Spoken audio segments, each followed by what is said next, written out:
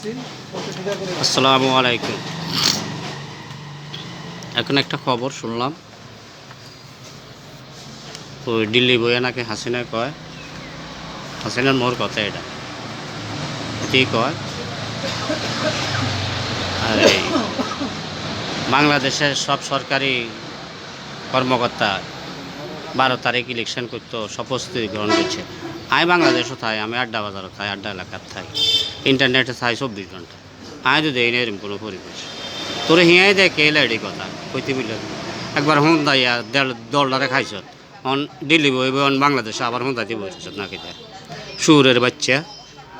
তোর হুন দায় তুই কথা কস, হ্যাঁ তুই বেডি না, তোর ইয়া তলে নাই আন্ডা গলাত নাই কন্ডা বুসির করে কথা বাড়িয়ে যায়। এই কথা তো জাতির শেষ, ধর্ম শেষ, দল শেষ, সম্পদ শেষ, সব শেষ হয়ে যায়।